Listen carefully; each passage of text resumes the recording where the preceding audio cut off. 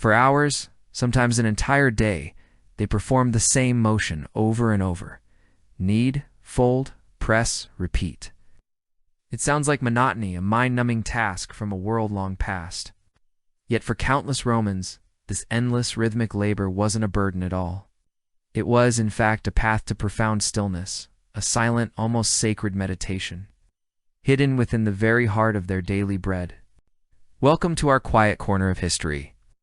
Today, we're stepping back over 2,000 years, not into the roar of the Colosseum, but into the gentle, rhythmic heart of an ancient Roman bakery, to truly understand the repetitive kneading of Roman bread.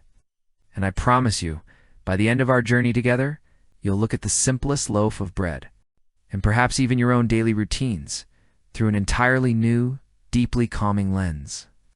We believe in finding tranquility in the overlooked corners of the past. If you're drawn to these whispers of history and want to uncover more forgotten paths to peace, do me a favor and hit that subscribe button right now, so you don't miss our next quiet immersion.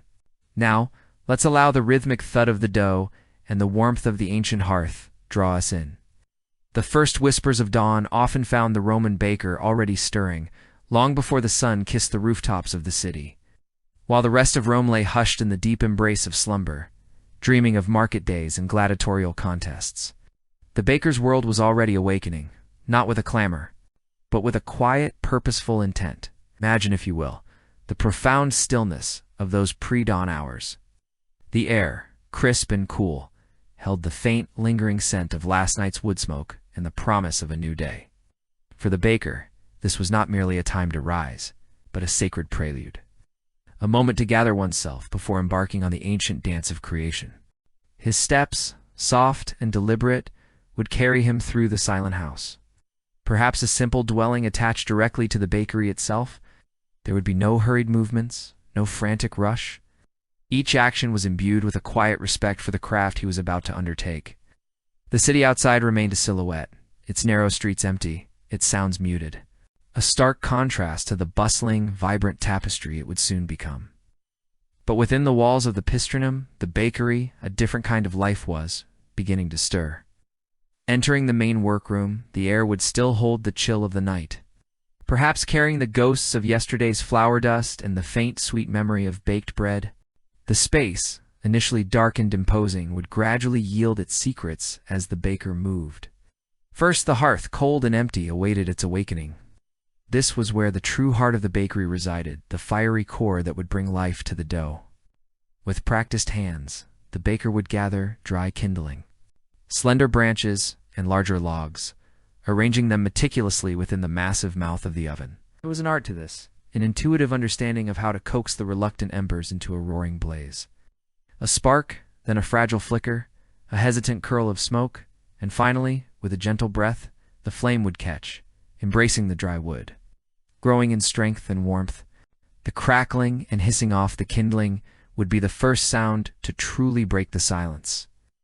A gentle symphony that promised the transformation to come. As the fire took hold, its soft orange glow would begin to push back the shadows, revealing the worn surfaces off the stone and wooden troughs, the sturdy tables, and the various tools that hung patiently on the walls. Long-handled peels, flour sieves, and perhaps a small precious oil lamp, its light adding to the growing warmth and illumination. The rising heat, slow and comforting, would gradually permeate the space, chasing away the morning chill, preparing the atmosphere for the tactile work ahead. This initial warmth was not just physical. It was a psychological comfort, a signal that the day's purposeful work had truly begun. With the oven well on its way to reaching the searing temperatures required for a perfect crust, the baker would turn his attention to preparing his workspace. Every surface, every tool would be inspected, perhaps whipped down with a damp cloth, ensuring a pristine environment for the sensitive dough. The large kneading troughs, often carved from ancient wood or hewn from solid stone, stood ready. These were not mere containers. They were silent partners in the daily ritual, bearing the marks of countless previous batches, imbued with the very essence of bread-making. The act of cleaning and preparing was not a chore, but an affirmation, a clearing of the slate, a setting of intention for the day's creations. Each movement was methodical, infused with an almost meditative quality, anticipating the living, breathing substance that would soon fill these spaces. Next came the raw materials, the very essence of the loaf. For the Roman baker, the primary ingredient was grain. It's often delivered in heavy sacks, a testament to the agricultural bounty of the empire. Depending on the size and specialization of the pistrinum, the grain might arrive as whole kernels, requiring the baker to mill it into flour himself using large, sturdy querns. Or it might arrive already ground into various grades of flour. Imagine the rich, earthy scent of grain, a clean, wholesome aroma that spoke of sun-drenched fields and patient growth.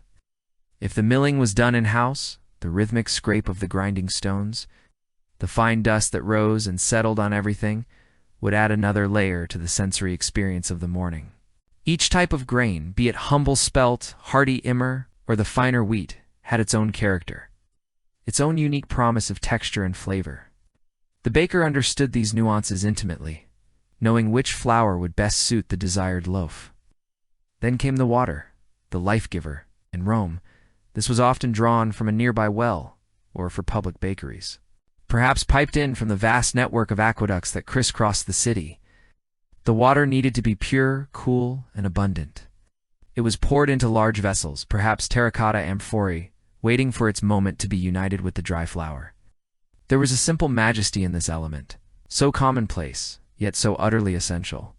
Its clarity promising the hydration that would transform inert dust into a pliable living mass. Salt, too, held a vital place in the baker's arsenal. More than just a flavor enhancer, it played a crucial role in regulating fermentation and strengthening the dough's structure. It would be measured out carefully, perhaps a handful from a small earthenware jar, its crystalline sparkle catching the nascent light.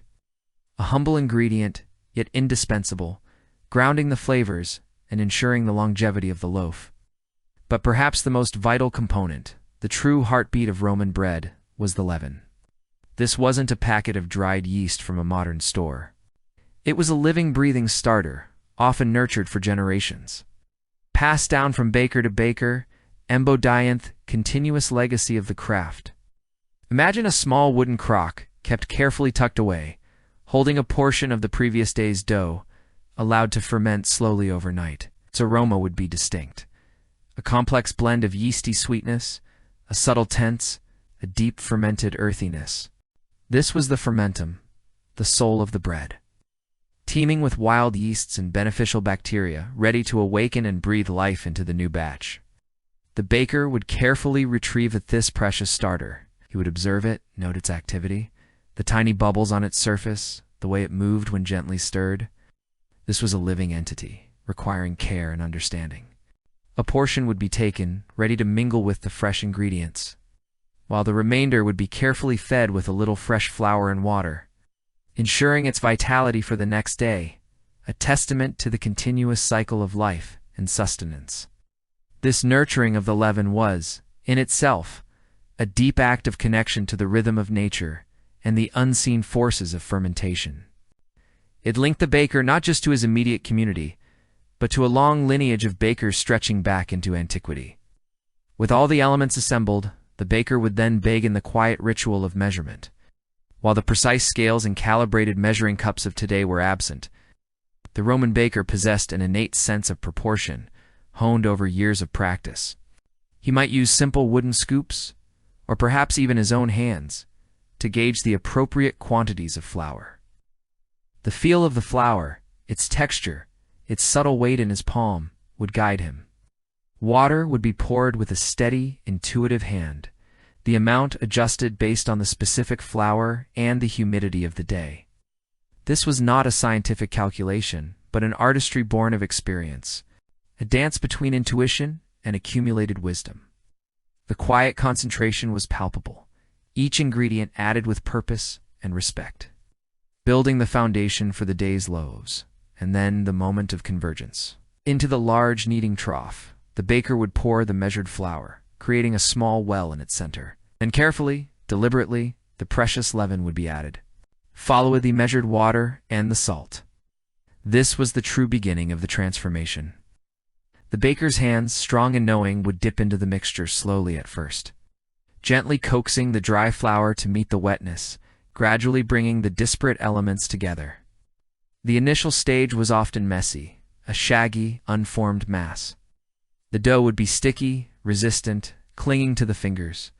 But with each deliberate turn of the wrist, each gentle fold and press, the ingredients would begin to unify. The baker would work with a quiet intensity, his movements economical, purposeful. He might scrape down the sides of the trough, ensuring every last speck of flour was incorporated, leaving no part untouched. The emerging life of the dough. The sound would be a soft squelch, a wet rustle, as the flour absorbed the liquid, slowly transforming from a powdery state into a coherent, nascent form. The basin, or trough, itself played a silent, supportive role, whether made of ancient, seasoned wood, imparting a subtle warmth and aroma, or cool, solid stone, providing a stable, unyielding surface. It cradled the developing dough. The baker's hands were his most essential tools, not just for their strength, but for their sensitivity. They felt the subtle changes in the dough's consistency, its emerging elasticity, its increasing resistance. They understood when it was too dry, when it needed a whisper more water, when it was perfectly hydrated. This tactile communication, this intimate knowledge gleaned through touch alone, was paramount. His hands became an extension of his will, channeling his experience directly into the living mass before him. In these early stages, often before the true intensive kneading would begin, the baker might allow the dough a moment of rest. This informal autolus, though not a term known to the Romans, was a natural part of the process. Allowing the flour to hopefully hydrate to truly absorb the water made the subsequent kneading far more efficient and effective. During this brief pause, perhaps while the baker added more wood to the now roaring oven, the dough would subtly change, softening, becoming slightly more pliable, preparing itself for the rhythmic work to come. As the sun began its slow ascent, its first hesitant rays would often filter through the high windows or an open doorway, painting streaks of gentle light across the bakery floor. The air, once cool, was now filled with the subtle perfumes of the awakening oven, the earthy scent of fresh flour, and the distinctive, slightly sour-sweet aroma of the active leaven. The quiet of the pre-dawn had given way to a symphony of soft, purposeful sounds.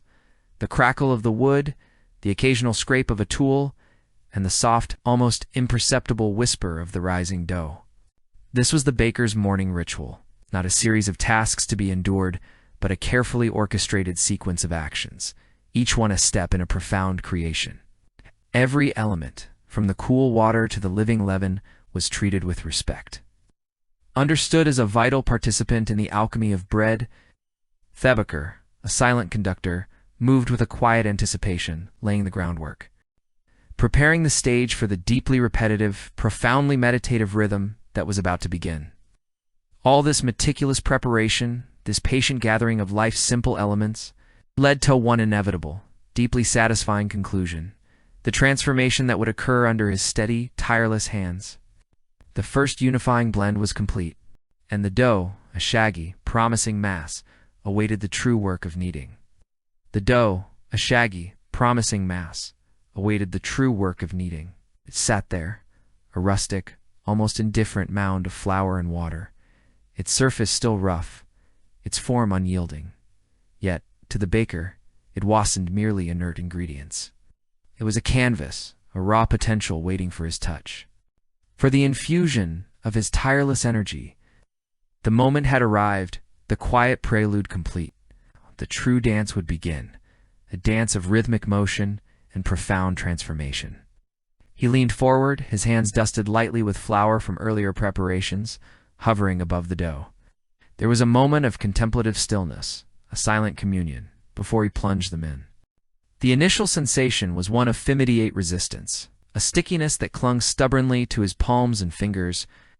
The dough, though hydrated, was still a collection of distinct elements. The flour grains not yet fully bound, the gluten strands unformed, a chaotic jumble held loosely together by the water. His forearms tensed, muscles already awake and anticipating the long, steady effort ahead. He pressed down, folding a portion of the dough over itself, then pushing away with the heel of his hand, a primal, almost instinctual movement.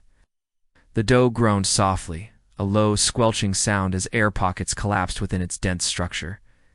It resisted, pulling back, clinging to the wooden surface of the kneading trough or stone slab, a silent testament to its raw, untamed nature.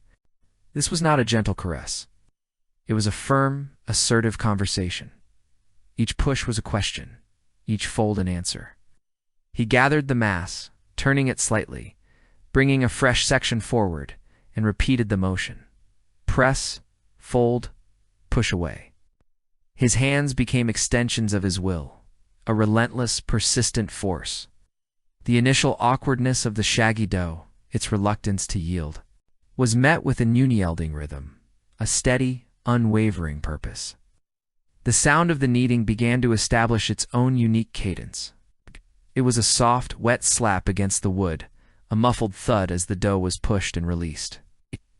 There was the whisper of flour under his hands as they moved across the surface, a low rasp that mingled with the deeper, more resonant thuds.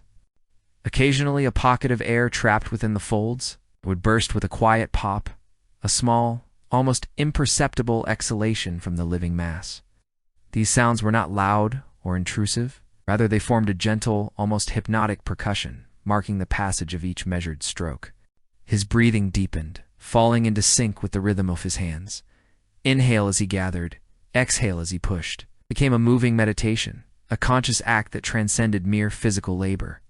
His eyes, though focused on the changing surface of the dough, seemed to look inward, observing the subtle shifts, feeling the minute changes in resistance, temperature, and elasticity. The baker was not just working on the dough, he was working with it, responding to its evolving character. Minute by minute, imperceptibly at first, the dough began to transform. The stickiness, while still present, lessened its tenacious grip. The shaggy, uneven surface began to smooth out, the disparate elements starting to integrate to interlace. What was once a collection of distinct granulescent liquid was slowly, steadily becoming a unified whole. This was the magic of gluten development unfolding under his persistent touch. Each push and fold stretched and aligned the protein molecules, forming a delicate, elastic web that would eventually give the bread its structure, its very soul. The rhythm deepened. Fold, press, turn. Fold, press, turn. It became a mantra, a silent chant, echoing in the quiet of the bakery. His movements were precise, economical, honed by year-soft repetition. There was no wasted effort, no extraneous motion. Each stroke served a purpose, building upon the last, contributing to the ultimate goal of a perfectly developed dough. The muscles in his forearms and shoulders, initially protesting, settled into a sustained hum, accustomed to the familiar strain. The warmth from his hands, combined with the friction of the kneading, subtly raised the temperature of the dough itself, coaxing the yeast within the leaven to stir, to awaken, to prepare for its vital work. As the kneading continued, the dough became more pliable, more cooperative. It still offered resistance, but it was a yielding resistance, like a strong current that could be navigated rather than a solid wall. It began to take in a sheen, a subtle glossiness that reflected the dim light filtering into the bakery. It stretched further without tearing, pulling back slowly when released, demonstrating its nascent elasticity. The baker would often lift a portion, stretching it thin between his fingers, almost to translucence. Observing the fragile network of gluten, a testament to the unseen changes happening within the mass. This was the window pane test, a silent affirmation that the work was progressing as it should. The baker's focus was absolute. The outside world, the rising sun, the distant sounds of the awakening city, faded into a soft blur. His universe contracted to the limits of the kneading surface, to the rhythm of his hands, to the living substance beneath him. In this state of profound concentration, the act of kneading transcended its mundane reality. It became a form of active meditation, a path to a quiet, centered mind. Each repetitive motion was a gentle erasure of extraneous thought, off worries of distractions. The mind, freed from the usual incessant chatter, could simply be present in the moment, attuned solely to the tactile feedback from the dough. The repetitive nature was not monotonous, it was transformative. like a consistent lapping of waves against a shore, each wave identical, yet subtly different. Shaping the land over time, so too did each push and fold shape the dough. The baker was not merely applying force, he was coaxing, persuading, guiding the dough towards its desired state. He could feel the slight differences in consistency, the tiny pockets of unmixed flour, the areas that needed a little more attention. His hands were his eyes, his ears, his very mind, in tune metalliconic to the dough. The air around him grew heavier with the rich, yeasty aroma of developing dough, mingled with the warm, earthy scent of flour and the faint, woody notes from the oven. It was a comforting primordial, the scent of sustenance, of life itself. This pervasive aroma was as much a part of the meditative experience as the physical act of kneading, rooting him firmly in the ancient lineage of bakers, connecting him to every craftsman who had performed this same ritual for millennia. As the minutes stretched into what felt like an indeterminate span of time, the baker's movements became almost automatic, yet remained intensely deliberate. His body understood the rhythm, the precise angle of push, the correct amount of pressure. It was muscle memory elevated to an art form. His shoulders swayed slightly with the motion, his back straight, his core engaged. He had found the sweet spot. The point of efficient effort where the work felt less like a choriand, more like a natural extension of his being. Sometimes he might vary the speed slightly, or alter the pressure, responding to the subtle signals from the dough. If it felt too stiff, a little more sustained pressure might be applied. If it began to tear too easily, a sign of insufficient gluten development. He might continue for a few more minutes, patiently working it until it yielded with the desired elasticity. This nuanced interaction was what truly elevated the baker from a mere laborer to an artisan. He was not following a rigid formula. He was engaged in a dynamic dialogue with the living material. The dough, once stubborn and unyielding, now possessed a remarkable resilience. It bounced back eagerly when pressed, felt smooth and almost silky under his hands, and stretched into delicate, almost transparent membranes. It was no longer a shaggy mass. It was a plump, supple, living entity, shimmering with a soft internal glow. The surface was taut, almost porcelain-like, in its smoothness, a testament to the countless folds and pushes that had brought it to this perfect state. He continued for what seemed like an eternity, yet simultaneously, the time seemed to vanish. The world outside the bakery, the morning light hat had now fully arrived. The sounds of carts rumbling down the street all became distant echoes. His entire being was absorbed in the present moment. In the tactile feedback of the dough, in the steady rhythmic cadence of his out-breathing and movements, it was a complete surrender to the process. A profound immersion where the baker and the dough became one, inextricably linked in the act of creation. The feeling of the dough changed dramatically. From a sticky, resistant blob, it transformed into a remarkably elastic and smooth entity. It pulled away cleanly from the kneading surface with each push, leaving only a fine dusting of flour. When he gathered it, it felt lighter, almost airy, despite its density. This was their salt of air being incorporated, folded in with each motion, contributing to the eventual light crumb of the finished loaf. He could feel the warmth radiating from it, a gentle heat generated by the friction of his hands, and the awakening life within the leaven. He would occasionally pause, but only for a breath, a fleeting moment to assess his progress. He'd stand back, wiping excess flour from his hands onto his apron, and observe the dough. It would sit there, a perfectly formed rounded mound, almost pulsating with its newfound vitality. Then, with a quiet sigh of contentment, he would resume, perhaps for just a few more minutes, ensuring every last fiber was perfectly aligned, every last bit of potential realized. It was a relentless pursuit of perfection, driven by an innate understanding of the dough's needs. The baker's hands, strong and calloused, were the primary instruments of this transformation. They felt the subtle nuances, the minute changes in texture and resistance. They learned to anticipate the dough's needs, to know when it had absorbed enough flour from the surface, when it needed a firmer touch, or when it was time to transition to a more gentle folding. These hands were not just tools. They were the conduits through which his knowledge, his experience, and his very essence flowed into the bread. The Roman baker understood that this long, repetitive process was not merely about developing gluten. It was about developing patience, about cultivating a deep sense of connection to the food he was creating. In a world without machines to hasten the process, the human element was paramount. The energy, the intention, the very spirit of the baker was kneaded directly into the loaf. This belief, this almost spiritual connection, added another layer of meaning to the arduous work. He remembered countless batches, thousands of hours spent in this very posture, performing this very action. Each batch was unique, subtly different depending on the flour. The water, the ambient temperature, the strength of the leaven, and each time, the dough would tell him what it needed, guiding his hands, informing his rhythm. He had learned to listen, not with his ears, but with his hands, with his entire being. This silent dialogue between man and dough was at the heart of the craft. The sun had climbed higher now, casting longer, brighter streaks across the bakery floor. The sounds of the city were more distinct, a distant hum of daily life.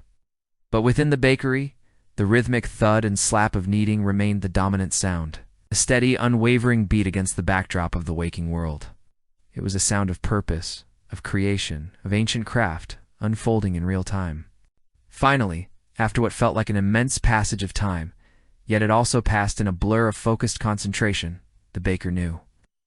It was an intuitive knowing, a feeling deep within his hands and his soul. The dough had reached its peak. It was smooth, elastic, warm, and wonderfully supple. When he lifted a portion, it stretched beautifully without tearing, forming a translucent membrane. When he gathered it into a ball and lightly pressed it, it slowly, resiliently sprang back, a perfect, living cushion.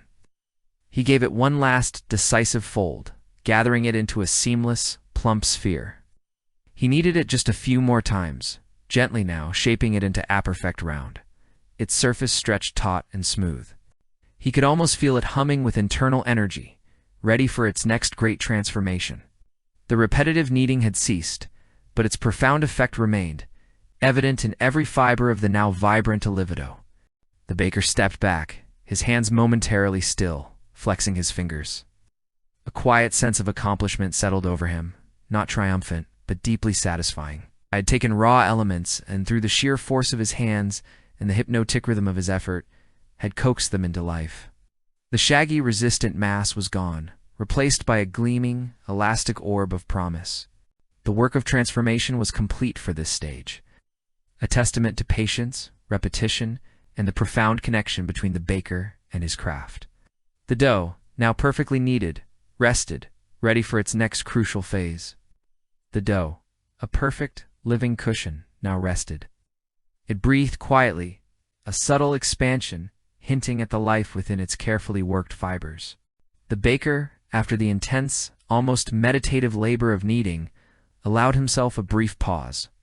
His hands, still dusted with flour, lingered near the plump sphere, feeling the residual warmth, a testament to the friction and life he had instilled. It was a moment of quiet respect, a silent acknowledgement of the dough's readiness, its willingness to undergo the next crucial transformation. The air in the bakery, though still cool in places, held a new, comforting scent. The faint sweet sour temps of fermenting grain, mingling with the deeper, more ancient aroma of wood smoke from the warming oven. Light continued to stream in through the high windows, illuminating motes of flour dancing in the air, creating a soft ethereal glow around the resting dough. This pause, this tranquil moment before the next flurry of activity, was just as vital as the kneading itself. It allowed the gluten to relax, the yeast to gather its strength for the final rise, and the baker to recalibrate, to shift his focus from the raw physical exertion of bringing life to the dough, to the delicate artistry of shaping it into its destined form. He approached the large, round wooden table in the center of the room, its surface smooth and worn by countless hours of similar work, imbued with the invisible history of every loaf that had passed across its grain. With a practiced motion, he dusted the table generously with flour, creating a pristine, pale circle upon the darker wood. This was not just about preventing stickiness. It was a ritual, a preparation of the canvas for the unfolding masterpiece. The flour settled like fine snow, muffling any sound, creating a quiet space for the hands to work. His gaze returned to the magnificent orb of dough. It had expanded slightly, its surface now even smoother, almost lustrous. 8. Whispered of readiness. With a deep, calm breath, the baker reached out, his strong, calloused hands gently slipping beneath the dough. He lifted it with a surprising tenderness, feeling its weight, its spring, its silent affirmation. It was a weighty, pliable mass, dense with promise. He placed it carefully onto the floured surface of the table, directly in the center of the prepared circle. The dough settled with a soft, almost imperceptible sigh, a gentle thud that resonated with the profound silence of creation. Now came the delicate dance of division. The baker needed to transform this single, majestic mass into a dozen or more individual loaves, each destined for a Roman table, each carrying the mark of his skill. He did not use fancy instruments, nor did he rely solely on weight. His tools were far more ancient. His eyes, his hands, and the intuitive knowing built over decades of repetition. He looked at the vast dough, already seeing the individual loaves within it, like a sculptor seeing the form hidden in the raw stone. He took up a delabrum, a small crescent-shaped tool with a wooden handle and a thin, sharp metal blade. It was not a knife, but a dough cutter, designed for precision and minimal tearing. He held it firmly, his grip comfortable, familiar. The baker did not hack or saw, he pressed. With a clean, decisive motion, he divided the large dough in half, slicing through its soft resistance with ease. A faint hiss of escaping air, a whisper of life, accompanied the cut. The two halves lay there, perfectly symmetrical. Then he divided each half and then each quarter, until he had a series of smaller, yet still substantial portions. Each cut was made with the same deliberate care, aiming for uniformity. He didn't measure with scales, but with the steady calibration of his inner eye, comparing each piece against the last, adjusting with a subtle shift of the wrist, if one felt slightly larger, gently pinching a small piece from a larger chunk and adding it to a smaller one until they felt, to his knowing hands, precisely right. It was a silent conversation between man and matter, a delicate negotiation of mass and volume, guided by the wisdom of experience. The pieces, though now separate, still retained the memory of the larger mass, their cut edges revealing the intricate, airy structure within. He worked quickly, but without haste, his movements fluid, economical. There was no wasted motion, no hesitation. Each piece was given its brief moment of individual attention before he moved to the next, a silent acknowledgement of its unique journey ahead. The table was now dotted with these smaller, burgeoning loaves, each one a miniature promise of the final product. With the division complete, the baker turned his attention to the first piece, drawing it gently towards him. This was the moment of initial shaping, often called pre-shaping. It was not about creating the final form, but about coaxing the dough into a cohesive, rounded ball, tightening its surface tension and preparing it for the more refined artistry to come. He cupped the portion of dough in his hands, his fingers gently tucking its edges underneath, towards the center, creating a smooth, taut surface on top. He then placed it on the floured table, and with the heel of his palm, began to rotate it in a small, circular motion against the wood. The dough resisted slightly at first, then yielded, its surface stretching, becoming wonderfully smooth and elastic. It was like polishing a stone, bringing out its inherent luster. As he worked, he could feel the internal structure firming up, the gluten strands aligning, strengthening. Each turn, each subtle pressure, contributed to the building of the loaf's internal architecture, its future crumb. He repeated this process for every single portion of dough, his hands moving with an almost hypnotic rhythm. Cup, tuck, rotate, smooth. Cup, tuck, rotate, smooth. The sounds were subtle now, the faint whisper of flour against wood, the soft yielding of dough beneath his palms. It was a symphony of quiet creation. Played out in the heart of the bakery, soon the table was adorned with an array of perfectly rounded, taut spheres, each one glowing with a quiet potential. They rested there for a moment, a short, silent bench rest, allowing the gluten, which had been stretched and tightened during the pre-shaping, to relax once more. This brief repose was crucial. It would make the final shaping easier, preventing the dough from tearing and ensuring a smoother, more even rise. The baker stepped back, his gaze sweeping over his handiwork. The sight of these uniform, promising rounds filled him with a quiet satisfaction. This stage was complete. Wow. the dough was now ready for its ultimate transformation. The meticulous process of final shaping that would define its character and its form. He returned to the table, his movements imbued with a re-enactment focus. The air itself seemed to grow heavier with anticipation, a silent hum of purpose in the bakery. He picked up the first rounded dough ball, feeling its gentle spring, its relaxed elasticity. For many of these loaves, he would craft iconic panis quadratus, the squared bread so ubiquitous in Roman life, with its distinctive pre-cut divisions. To achieve this unique shape, he began by gently flattening the ball into a thick disc, about the size of a man's hand. He didn't press out all the air, merely encouraged it into a more manageable form. Then he took a specialized tool, a wooden ring, roughly the diameter of the finished loaf, with residivators radiating from the center. This wasn't strictly necessary. Some bakers used string or even just the edge of their hand, but this tool ensured consistency and speed. Press the ring gently but firmly onto the surface of the dough, creating 4 deep indentations that divided the loaf into 8 distinct wedges, much like the spokes of a wheel, but with a solid center. These divisions weren't meant to cut completely through the dough, but to score it deeply, creating natural lines of fracture for easy breaking after baking, convenience for hungry Roman citizens. With the divisions impressed, he then turned his attention to the side of the dough. Many panis quadratus loaves had a characteristic navel or indentation, the center of their underside, where a small piece of string might have been used to lift it, or simply a mark of the baker. He gently pressed his thumb into the center of the underside, creating a small, circular depression. This was a subtle, almost secret mark, known only to the baker and perhaps the most observant consumer. As he finished shaping each panis quadratus, he moved it to a waiting wooden board, carefully dusted with semolina flour. This coarser flour would prevent sticking during the final proof and create a wonderfully crisp bottom crust in the oven. He placed each loaf with care, ensuring enough space between them for their final expansion. The board slowly filled with these intricately marked loaves, each a testament to the meticulous standards of Roman baking.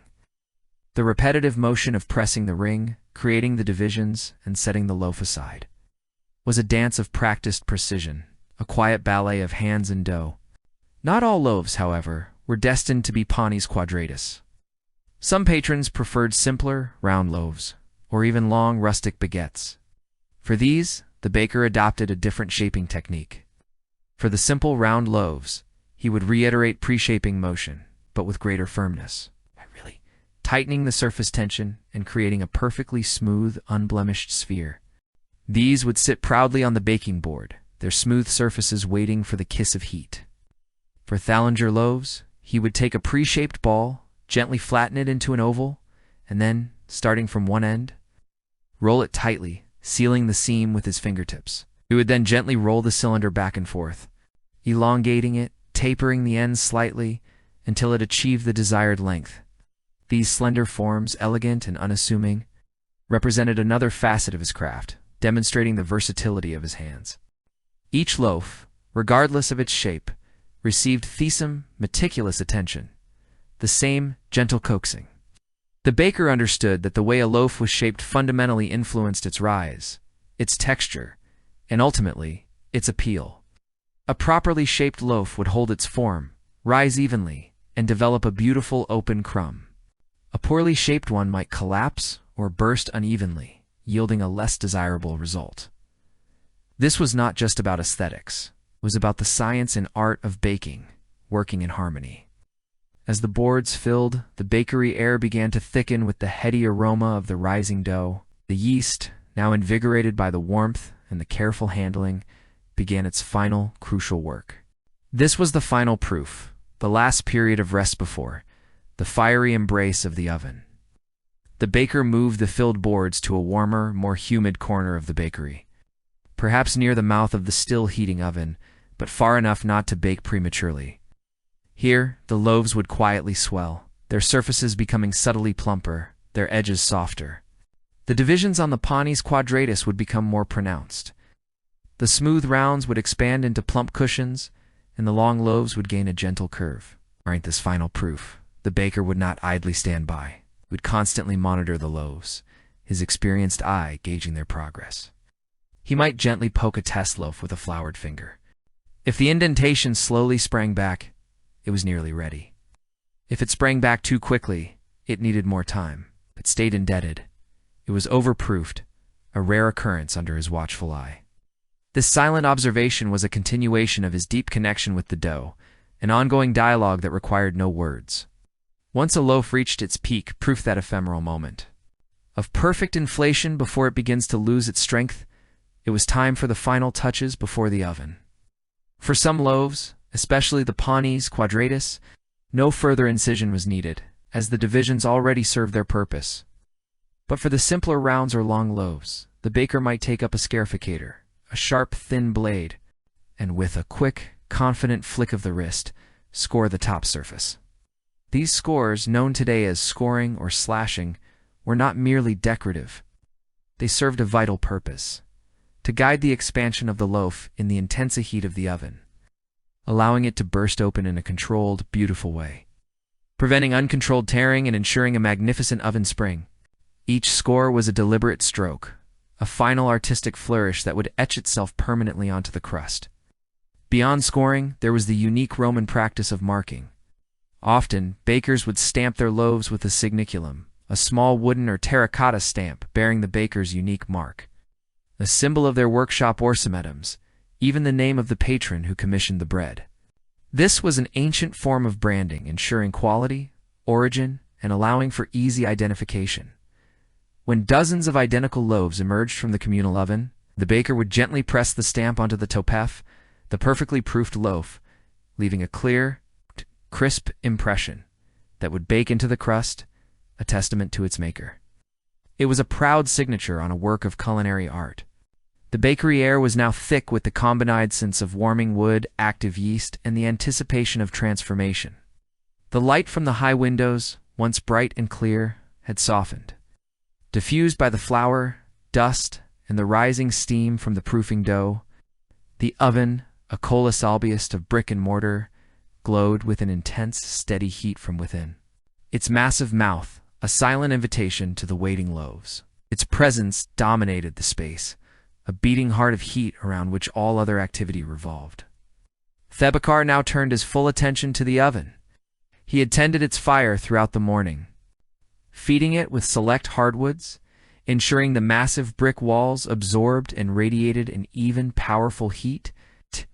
He peered into its depths, assessing the glow, feeling the intense rush of warmth that emanated from its maw, and he knew, by instinct and by the subtle shimmer of the air within, that it was at its optimal temperature, precisely right for the delicate yet robust loaves awaiting their fiery baptism. With deliberate movements, he prepared his tools for the loading. The most important was the pala, a long-handled wooden peel, its broad, flat blade smoothed by years of sliding loaves in and out of hot ovens. Headisted its surface generously with flour, ensuring no loaf would stick, no delicate form would be marred at this crucial final step. He moved with a quiet intensity, his body language reflecting the gravity of the moment. This was the culmination of Arasof's labor, the point of no return. He approached the first board of proofed loaves. Each one sat plump and proud, its surface taut and ready. The divisions of the panis quadratus clear, scores on the round loaves gently open, hinting at their explosive expansion. With steady, practiced hands, he slid the broad end of the peel beneath the first loaf, gently coaxing it onto the wooden blade. There was no hesitation, no fumbling. Economical, born of countless repetitions. He lifted the peel, bearing the loaf aloft, and turned towards the blazing mouth of the oven. And then, as abruptly as it had started, the violent internal expansion ceased. Within the enclosed space of the oven, the loaves had reached their zenith, becoming monumental, bursting forth at their seams. Now the true test began. The oven, a crucible of heat, was patient, implacable. Its heat, like the passage of time, could not be hurried or altered. It simply was. And within this furnace, the doughs were transformed. The gluten networks that had held them together so patiently up to this point tightened, hardened, reaching a state of taut resilience. The starches within the dough cooked, gelatinized, forming a cohesive, creamy mass. and around the edges the proteins coagulated, the sugars caramelized, forming a protective, flavorful shell. All this happened slowly, deliberately, in a deliberate, majestic progression. Publius, standing outside, was attuned to these changes, understanding them intimately.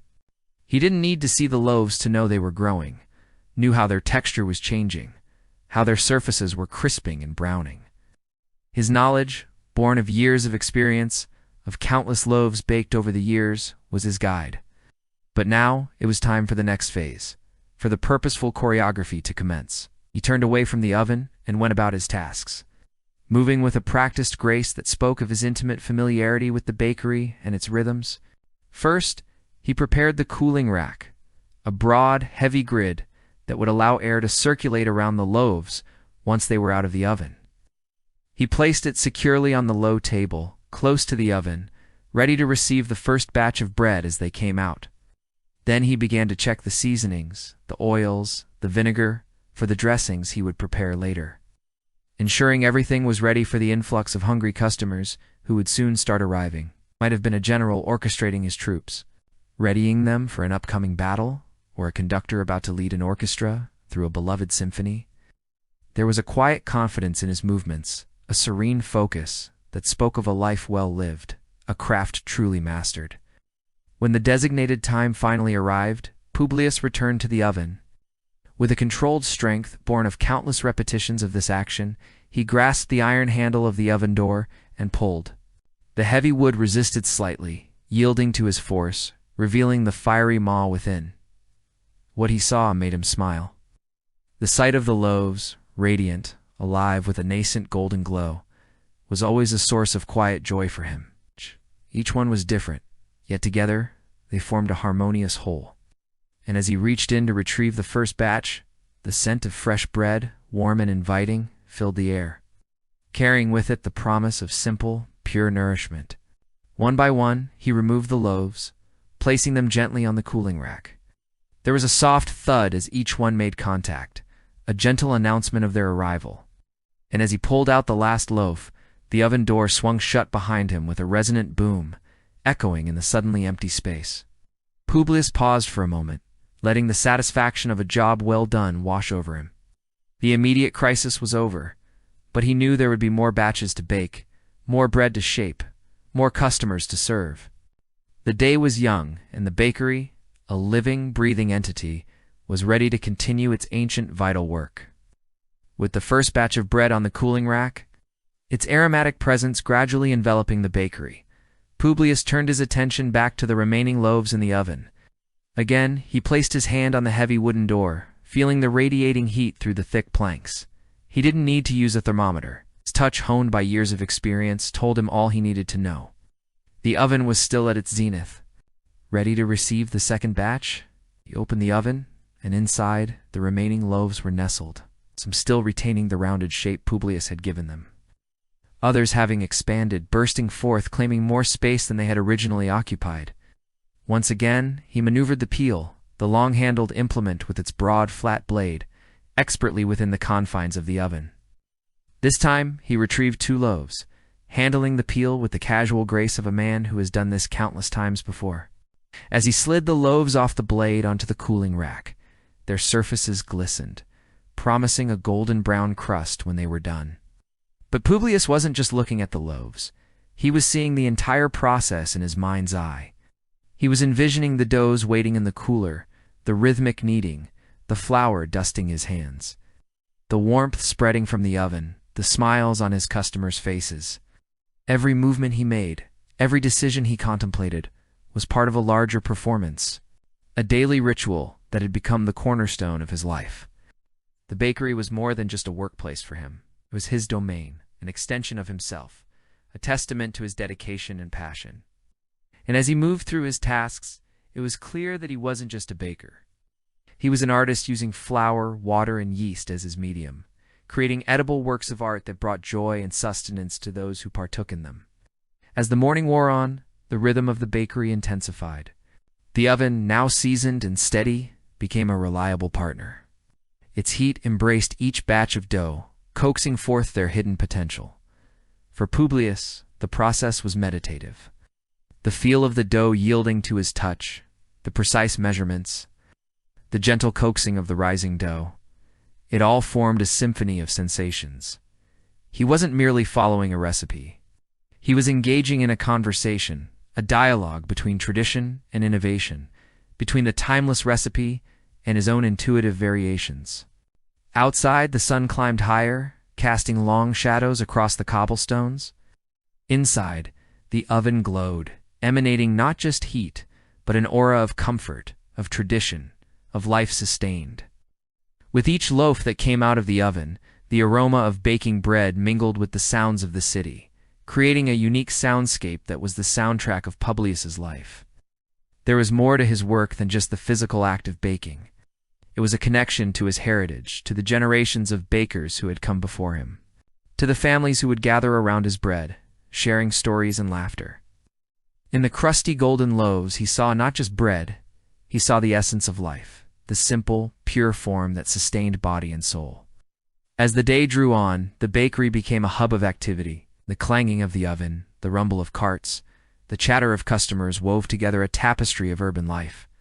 For Publius, it was a familiar, comforting melody. He wasn't just a baker, he was a purveyor of happiness, an alchemist who transformed flour and water into smiles and contentment. When the last loaf was baked, the sun began its descent, painting the sky in hues of amber and rose. The bakery, now quiet, seemed to sigh contentedly, its work for the day done. Publius, his hands dusted with flour, his face flushed with the day's exertion, stood surveying his domain. It's the empty oven, the cooling racks, the lingering aroma of bread. It was a tableau of a life well lived, of a craft perfected. That evening, after the shutters were closed and the bakery was plunged into darkness, the silence was profound. Only the faint glow of the embers in the oven and the distant murmur of the city broke the stillness. Publius, alone in the quiet darkness, felt a profound sense of peace. He wasn't just a baker, he was a keeper of traditions, a weaver of daily life, a creator of moments, a silent architect of happiness. With the closing of the bakery for the day, another chapter in the timeless story of bread-making came to an end. But tomorrow, the sun would rise again, the oven would be stoked, and the dance of creation would begin anew. Within moments, the loaves, having rested and fermented, began their miraculous oven spring. Under the relentless assault of the heat, the dormant yeast roused one final time, exhaled carbon dioxide with a furious last gasp of energy. Tiny gas pockets within the dough expanded rapidly, pushing outwards, stretching the gluten strands, causing the loaves to swell visibly. They plumped up, growing taller, rounder, their initial modest forms taking on a more regal, robust presence. It was a silent, internal explosion, a testament to the life contained within those simple ingredients. Publius knew this process intimately, though he could not see it. He could feel it in the subtle vibrations that seemed to hum through the very floor of the bakery, in the faint rhythmic creaking of the oven structure, as it contained this immense invisible power. He knew it, in the way the bakery air itself seemed to grow taut with anticipation. The quiet hum of the heat, a constant low thrum against his eardrums, could sense the loaves reaching their full potential, their final, magnificent size. As the oven spring subsided, the immediate drama gave way to a more gradual, but no less profound, metamorphosis. The moisture inside the dough, now trapped by the rapidly setting outer layer, began to turn to steam, permeating the crumb, helping to create its delicate, airy texture. Meanwhile, the direct, dry heat of the oven floor and walls began its work on the surface of the loaves. The pale, dusting of flour on their tops, once so innocuous, began to toast. First, a barely there whisper of cream, then a deepening to soft gold, a promise of the rich mahogany tones to come. The aroma was the first tangible evidence of this deep change. At first, it was subtle, the merest hint of cooked flour, a dry biscuity scent that hovered lightly in the air. But as the minutes stretched, as the heat continued its tireless work, this scent began to deepen, to intensify. It became richer, more complex, shedding the raw notes and embracing the sweet, malty fragrances of baking grain. It was the scent of alchemy, of simple carbohydrates, transforming into something infinitely more alluring, more satisfying. Publius, though he had seen and smelled this transformation countless times, never grew jaded. He would move with a quiet purpose around the bakery, cleaning his work surfaces, sweeping stray bits of flour from the stone floor. His movements economical, unhurried, yet a part of his consciousness remained tethered to the oven, an invisible thread connecting him to the precious cargo within. He would occasionally press his palm against the warm, rough surface of the oven door, feeling the tremendous heat radiating from its core, a living presence in the room. He knew that to open the door too early, to let out the precious heat and steam, would be to risk the perfect rise, to compromise the final structure. Patience was not merely a virtue here. It was a fundamental law of the baker's craft. After what felt like an eternity, though in reality only a short span of minutes, the first profound shift in the aroma would occur. The sweet, malty notes began to mingle with something new. A toasted nuttiness, a deep resonant caramelization. This was the Maillard reaction beginning its wondrous work. The sugars and amino acids on the surface of the bread, driven by the intense heat, were breaking down and recombining, creating hundreds of new flavor compounds, responsible for the deep golden brown crust and the complex, savory sweet notes that define truly exceptional bread. It was the smell of browning, of crust forming, a distinct, irresistible invitation. The bakery air, once merely warm, now grew weavy, almost viscous, with this incredible scent. It clung to the wooden beams, permeated his clothes, settled into the very stones of the floor. It was a scent that spoke of sustenance, of comfort, of home. It was thesmol that would draw customers from streets away, pulling them in like an invisible current. A silent advertisement for the golden treasures within. Publius would pause in his cleaning, straightening his back, inhaling deeply. He would close his eyes for a moment, letting the aroma wash over him, a wave of satisfaction mingling with anticipation. He knew that the crust was now firming up, developing that characteristic crispness. The once pale, yielding surface was transforming into a shield, protecting the delicate steaming crumb within, locking in its moisture and tenderness. The sounds, too, evolved. The initial hiss had long since faded. Now, if one listened closely, there was a faint internal murmuring from within the oven. A soft, almost imperceptible crackle as the crust expanded and tightened. The tiny internal movements of the bread as it steamed and baked. It was the sound of life, of organic transformation, quiet yet persistent. Time in a baker's life was not measured by the relentless tick of a clock, but by the subtle, unfolding drama within the oven. It was a different kind of rhythm, dictated by the immutable laws of heat and chemistry. There was no hurrying the process, no forcing the transformation. You simply had to wait, to observe, to trust in the ancient wisdom of fire and grain. He might walk over to a small, worn stool near the front counter and sit for a few moments, taking a sip of cool water from a clay jug. His muscles, though accustomed to the relentless labor, welcomed the brief respite. But even in rest, his mind was active. Attuned to the slightest shift in the bakery's atmosphere, listening for the bread's silent communication, he imagined the interior of each loaf, the intricate network of air cells forming. The starches gelatinizing, the proteins coagulating, the moisture migrating outwards, steaming the crumb as it went. As the baking continued, the browning would deepen. The pale gold would transition to a rich amber, then to a chestnut brown, finally approaching the deep, burnished mahogany that was the hallmark of a perfectly baked Roman loaf. This deep color was not merely aesthetic. It was a sign of robust flavor development, of a complex array of compounds created by the prolonged heat. The darker the crust, the deeper the flavor, a perfect counterpoint to the soft, airy crumb within. The scent, by now, was almost reverberating in its deliciousness. It was no longer just a hint of bread. It was the essence of bread, a concentrated perfume of wholesome grain, caramelized sugars, and yeasty fermentation. It filled every nook and cranny of the bakery, spilling out into the street through the open door, a beacon for hungry passers-by. It was the smell of sustenance, comfort, and the profound satisfaction of honest labor. Publius would begin to anticipate the moment of extraction. His internal clock, honed over decades, was remarkably precise. He knew the variables, the ambient temperature of the bakery, the specific heat of the oven, the moisture content of the dough, even the subtle variations in the grain from one harvest to the next. All these factors influenced the precise baking time, and his experience allowed him to instinctively adjust. He would know, without looking at a timer, that the loaves were approaching their peak. He might listen more intently, sometimes even pressing his ear gently against the oven door, trying to discern the faint, hollow thud that a fully baked loaf would produce when tapped. A sound indicating a perfectly set crust and a crumb that was no longer doughy. This sound, however, was often difficult to hear through the thick oven walls, so he relied more on the visual cues he would briefly observe, and, most importantly, the evolving aroma. The scent would reach a crescendo, a peak of aromatic perfection. It was a profound, multi-layer red perfume. The initial sweetness, the deep caramel notes, the subtle acidity from the fermentation, all woven together into an irresistible tapestry.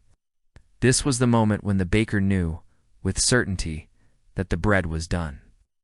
Any longer and thickest would risk burning, the interior drying out. Any less, and the crumb would be gummy, the crust too pale and yielding. Was a precise window, a fleeting moment of perfection. As the final minutes ticked by, Publius would begin to prepare. He would fetch the long, flat wooden peel, the same tool that had carried the loaves into the oven's fiery embrace. He would lay out cooling racks on a clean section of the counter, knowing that the bread, once extracted, would need to breathe, to cool slowly, allowing its internal moisture to redistribute and its flavors to fully develop.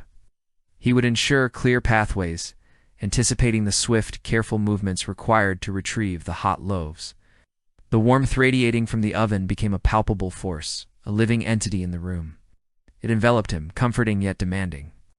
It was a warmth born not of simple heat, but of transformation, of life-giving sustenance. The air shimmered faintly above the oven, a testament to the immense energy contained within. The entire process, from the first hesitant slide of the dough onto the peel to the moment of perfect doneness, was a testament to patience, skill, and an almost spiritual connection to the elements. The baker was not merely a craftsman. He was a conduit, guiding the raw materials through their fiery trial, ushering them into their final, most magnificent form. He stood before the oven door now, his hand resting on its warm surface. A quiet understanding passing between man and hearth. Time was drawing near. The symphony of scents had reached its grand finale. The silent, internal drama had played out to its conclusion. The transformation was complete. The warm embrace off the oven, having worked its ancient magic, was about to release its golden treasures into the world. Publius took a deep breath, inhaling the incredible, pervasive scent of perfectly baked bread. A smell that was to him the very essence of life and craft. He was ready. Publius reached for the latch, his hand steady. With a firm, decisive pull, the heavy iron door swung inward, releasing a torrent of heat and a fragrance so profound it seemed to take on a physical form, pressing against him. It weighs scent of creation, of earth and fire, water and air, melded into something utterly new and essential. Within the cavernous mouth of the oven, bathed in a residual amber glow, lay the loaves. They were no longer thepal, unassuming lumps of dough he had placed there hours ago. Now they were transformed it, one a masterpiece of golden brown perfection, their crusts burnished to a deep, inviting hue dusted with just the right amount of flour. They sat proudly, their cracked surfaces telling tales of the intense heat they had endured. Out. Their rounded forms hinting at the airy, tender crumb within. Out. He moved with an almost ritualistic grace, the long wooden peel sliding effortlessly beneath the first loaf. A gentle lift, a careful balance, and then, with a soft sigh, the bread was drawn out, its warmth radiating through the wood. A tangible connection between his hands and the heart of the oven. One by one, he extracted them, placing each golden treasure onto the waiting cooling racks. A soft, crackling symphony accompanied their arrival, the sound of the hot crust contracting and settling as it met the cooler air. This gentle chorus was a baker's lullaby, a confirmation of a job well done. As the last loaf was safely out, Publius closed the oven door, sealing in the dying embers, allowing the immense heat to slowly dissipate. Ow. The air in the bakery, though still warm, now held a different quality, a subtle lessening of the intense, transformative heat, replaced by the pervasive, comforting aroma of baked bread. But he stood back, observing his work. The loaves, arranged in neat rows on the racks, seemed a tow glow in the dim light, each one a testament to the patient, unwavering rhythm of his craft. They were still too hot to handle properly, too hot to cut, too hot for anything but patient admiration.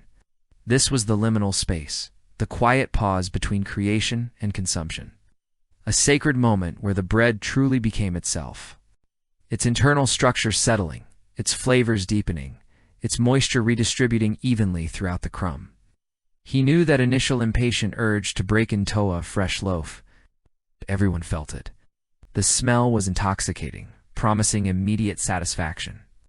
But true mastery, he understood, lay in patience, in respecting the bread's need to cool properly.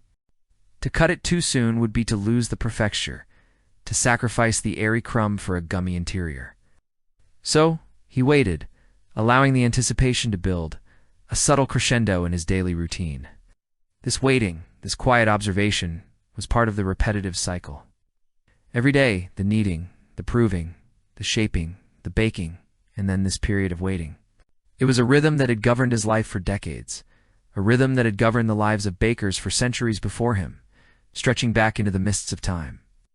Each day might bring subtle variations in the weather, in the flour, in the yeast's temperament, but the core process remained immutable, a steadfast anchor in a world of constant flux.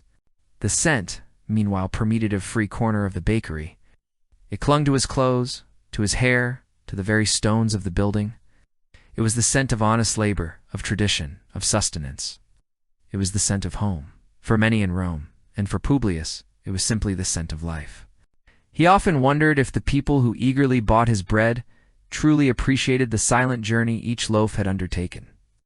The patient hands that had guided it, the fierce heat that had forget it, perhaps not in words, but certainly in the quiet satisfaction that settled over them as they broke off a piece, in the simple joy of biting into a perfectly baked crust.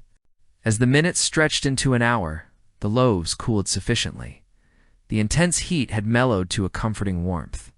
Publius selected one, its crust now firm and crisp beneath his fingers. He held it to his ear, listening for the soft, almost imperceptible crackle that told him it was ready. Then, with a practiced motion, he tore off a piece.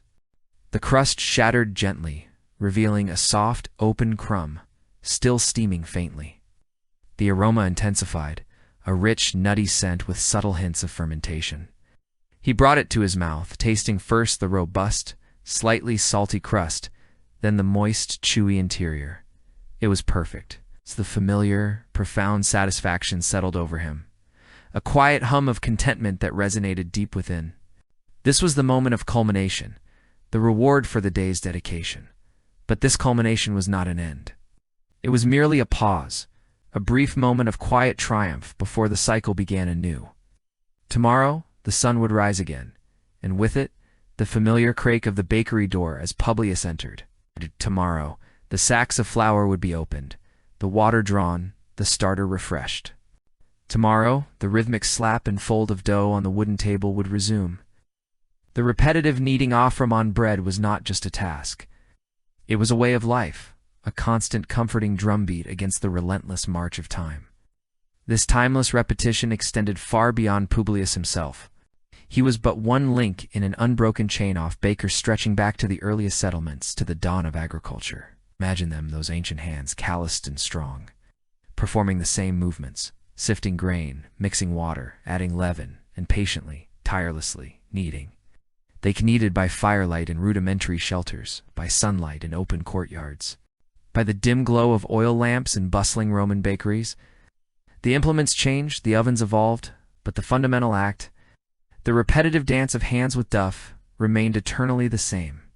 Consider the hands that kneaded the bread for the pharaohs along the Nile, or those that shaped flatbreads in the Fertile Crescent, feeding the very first cities. Think of the Greek bakers, refining techniques, adding artistry to the ancient craft. And then, the Romans, who took bread-making to an industrial scale, feeding an empire with a steady, reliable supply of this essential staple. Each loaf, across millennia, bore its imprint of human touch, human effort, human dedication. The rhythmic kneading, the patient proving, the transformative hethes were not merely steps in a recipe. They were echoes of a fundamental human desire for sustenance, for comfort, for community. Bread was, and remains, more than just food. It is a symbol of life itself, of prosperity, of sharing. The breaking of bread then and now signifies hospitality, truce, and communion. It weaves itself into the fabric of daily life, into celebrations and mourning, into the very rituals that define us as a species. In this constant cycle, Publius found a deep sense of purpose, a grounding connection to something larger than himself. The quiet solitude of his early mornings was a form of meditation, a dance between intention and material. Each fold of the dough, each pressing of his palm, was a conscious act, a participation in an ancient lineage. There was a profound beauty in this repetition, not the monotony of drudgery, but the comforting predictability of a well-honed craft.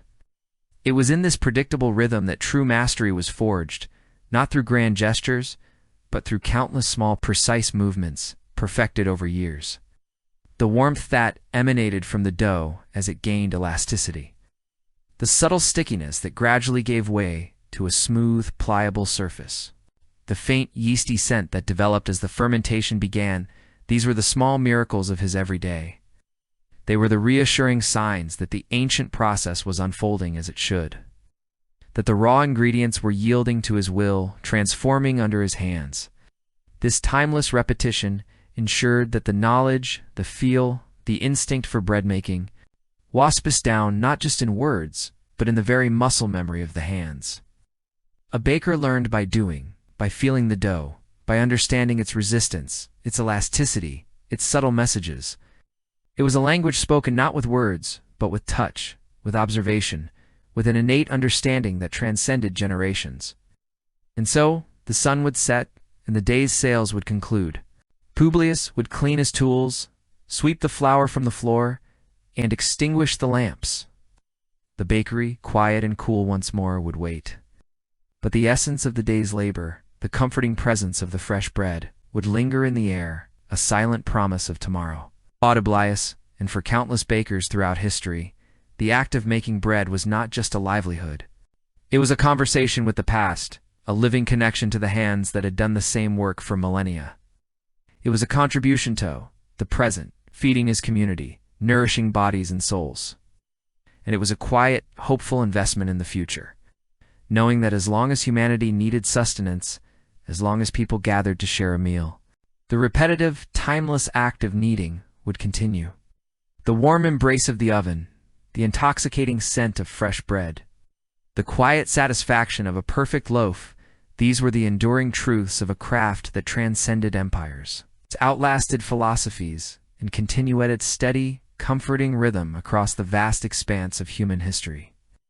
The repetitive kneading of Roman bread was, and remains, a testament to the enduring power of human hands, patiently shaping the raw stuff of the earth into the very staff of life. And so, the cycle turned, just as it always had, just as it always would. And Lucius, with his strong flour-dusted hands, would look upon his finished loaves. The rich golden-brown crust, the slight crackle as they cooled, the sweet, earthy aroma that filled every corner of his small Roman bakery. For him, each loaf was more than just sustenance. It was a quiet triumph, a reaffirmation of the ancient craft passed down through generations. The rhythmic work, the repetitive movements, the gentle thud of dough on wood, these were the bedrock of his days. A silent language spoken by hands that understood the deepest secrets of flour and water. As the city outside began to quiet, and the last embers in the oven glowed like sleepy eyes, Lucius would feel a profound sense of peace. The day's labor, humble and repetitive, had once again woven him into the grand, timeless tapestry of human endeavor. It was a cycle that had begun long before him and would continue long after, a comforting, predictable pulse in the heart of a world constantly in motion. The quiet kneading, the patient waiting, the warm scent of freshly baked bread, these simple, enduring truths carried within them the very essence of life itself, a gentle rhythm for the ages. Thank you for joining us on this quiet journey into the past, exploring the enduring rhythm of Roman bread. If you found a moment of peace and wonder in this story, please consider subscribing to Whispervale. We weave tales like these into the fabric of your evening, inviting you to relax and unwind. You can discover more immersive narratives by exploring our channel. Until next time, find your quiet comfort.